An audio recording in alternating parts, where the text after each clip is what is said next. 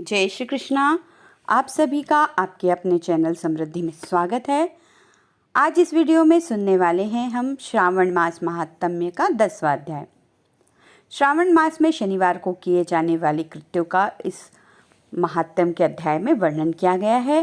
Video शुरू करने से पहले आप सभी से रिक्वेस्ट है, यदि आप चैनल पर नए हैं और अभी तक आपने चैनल को सब्सक्राइब नहीं किया है तो प्लीज़ चैनल को सब्सक्राइब करें और साथ ही बेल आइकन को भी प्रेस करें, जिससे जो भी नए वीडियो आते हैं उनका नोटिफिकेशन आप तक पहुंचे। तो चलिए शुरू करते हैं। ईश्वर बोले, हे सनत कुमार, अब मैं आपसे शनिवार व्रत की विधि का वर्णन करूंगा, जिसका अनुष्ठान करने से मंदत्व नहीं होता।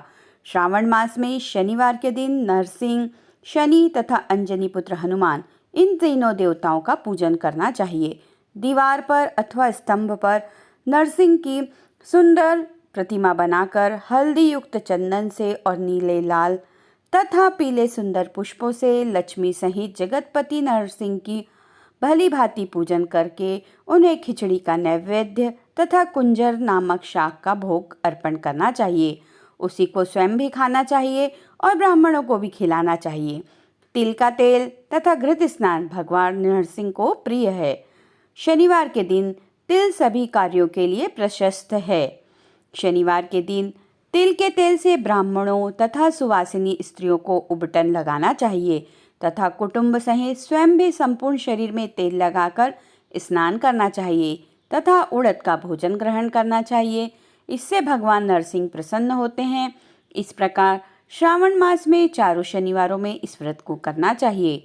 जो ऐसा करता है उसके घर में स्थिर लक्ष्मी का वास रहता है और धन्य धान्य की समृद्धि होती है। पुत्रहीन व्यक्ति पुत्र वाला हो जाता है और इस लोक में सुख भोग कर अंत में वैकुंठ प्राप्त करता है। नरसिंह की कृपा से मनुष्य की चारों दिशाओं में व्याप्त रहने वाली उत्तम कीर्ति होती है। हे सौम्य, मैंने आपसे नरसिंह का यह उत्तम व्रत कहा। हे सनत कुमार, अब शनि की प्रसन्नता के लिए जो करना चाहिए उसे सुनिए। एक लंगड़े ब्राह्मण और उसके अभाव में किसी ब्राह्मण के शरीर में तिल का तेल लगाकर उसे उष्ण जल से स्नान कराना चाहिए और श्रद्धापूर्वक नरसिंह के लिए बताए गए अन्न अर्थात खिचड़ी उसे खिलानी चाहिए। उसके बाद तेल, लोहा, काला तिल, काला उड़द, काला कम्मल प्रदान करना चाहिए। इसके बाद व्रती यह कहे कि मैंने यह सब शनि की प्रसन्नता के लिए किया है, शनिदेव मुझ पर प्रसन्न हो। उसके बाद तिल के तेल से शनि का अभिषेक करना चाहिए। उनके पूजन में तिल तथा उड़द के अक्षत प्रशस्त माने गए हैं। हे मुने, अब मैं शनि का ध्यान बताऊंगा, आप ध्यान पूर्वक सुनिए। शनेश्वर कृष्णवर्ण वाले हैं, मंदगति वाले हैं, काश्यप गोत्र वाले हैं, सौराष्ट्र देश में पैदा हुए हैं, सूर्यपुत्र हैं, वर देने वाले हैं, दंड के समान आकार वाले मंडल में स्थित हैं, इंद्र नील मणि तुल्य कांति वाले हैं, हाथों में धनुष, बाण, त्रिशूल धारण किए हुए हैं, गिद्ध पर आरूढ़ हैं, यम इनके अधिदेवता हैं, ब्रह्मा इनके प्रत्यधि देवता हैं। ये कस्तूरी, अगुरु का गंध तथा गुग्गुल का धूप ग्रहण करते हैं। इन्हें खिचड़ी प्रिय है। इस प्रकार ध्यान की विधि कही गई है। इनके पूजन के लिए लोहमयी सुंदर प्रतिमा बनानी चाहिए। हे द्विजश्रेष्ठ, इनके निमित्त की गई पूजा में कृष्ण अर्थात काली वस्तु का दान करना चाहिए। ब्राह्मण को काले रंग के 2 वस्त्र देने चाहिए और काले बछड़े सहित काली गौ प्रदान करनी चाहिए। विधि पूर्वक पूजा करके इस प्रकार प्रार्थना तथा स्तुति करनी चाहिए। आराधना से संतुष्ट होकर जिन्होंने नष्ट राज्य वाले राजा नील को उनका महान राज्य पुनः प्रदान कर दिया, वे शनिदेव मुझ पर प्रसन्न हो। नीलंजन के समान वर्ण वाले, मंद गति से चलने वाले और छाया देवी तथा सूर्य से उत्पन्न होने वाले उन शनेश्वर को मैं नमस्कार करता हूँ। मंडल के कोण में स्थित आपको नमस्कार है। पिंगल नाम वाले आप शनि को नमस्कार है। हे देवेश, मुझ दीन तथा शरणागत पर कृपा कीजिए। इस प्रकार स्तुति के द्वारा प्रार्थना करके बार बार प्रणाम करना चाहिए। 3 वर्णों ब्राह्मण, क्षत्रिय, वैश्य के लिए शनि के पूजन में शन्नो देवी इस दैविक मंत्र का प्रयोग बताया गया है और शूद्रों के लिए पूजन में नाम मंत्र का प्रयोग बताया गया है। जो व्यक्ति दत्तचित्त होकर इस विधि से शनिदेव का पूजन करेगा उसे स्वप्न में भी शनि का भय नहीं होगा। हे विप्र, जो मनुष्य श्रावण मास में प्रत्येक शनिवार के दिन भक्तिपूर्वक इस विधि से इस व्रत को करेंगे, उन्हें शनिश्वर के द्वारा लेश मात्र भी कष्ट नहीं होगा। जन्म राशि से पहले दूसरे, चौथे, पांचवें, सातवें, आठवें, नौवें तथा 12वें स्थान में स्थित शनि सदा कष्ट पहुंचाता है। शनि की शांति के लिए शमाग्नि इस मंत्र का जप कराना बताया गया है। उसकी प्रसन्नता के लिए इंद्र नीलमणि का दान करना चाहिए।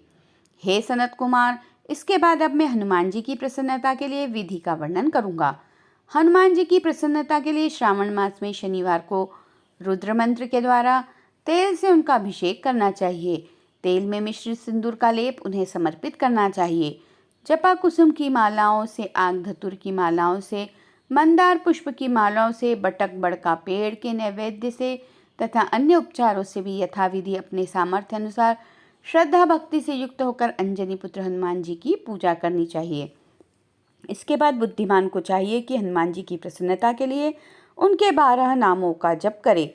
हनुमान, अंजनी सुत, वायुपुत्र, महाबल, रामेष्ट, फाल्गुन सखा, पिंगाक्ष, अमित्र विक्रम, उदधिक्रमण, सीता शोक विनाशक, लक्ष्मण प्राणदाता और दशग्रीव दर्पहा, ये 12 नाम हैं।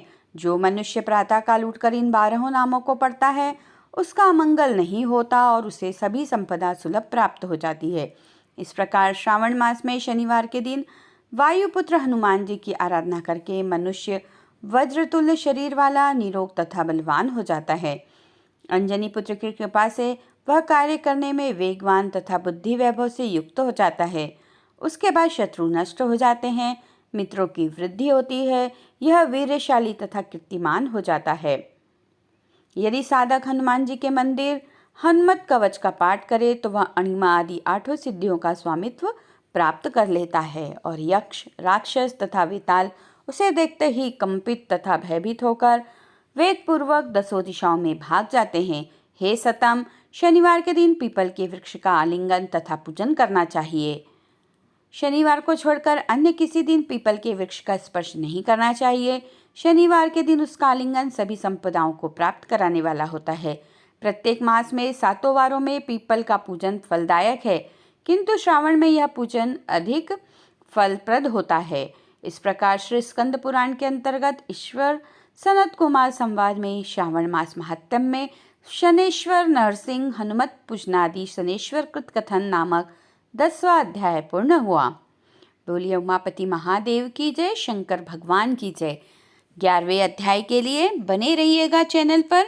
वीडियो अच्छा लगे तो प्लीज़ उसे लाइक करें, फ्रेंड्स और फैमिली में शेयर करें। चैनल पर यदि आप नए हैं तो प्लीज़ चैनल को सब्सक्राइब करें, साथ ही बेल आइकन को भी प्रेस करें जिससे आगे आने वाले नए वीडियो का नोटिफिकेशन आप तक सबसे पहले पहुंचे। मिलेंगे नेक्स्ट वीडियो में, तब तक के लिए जय श्री कृष्णा, राधे राधे।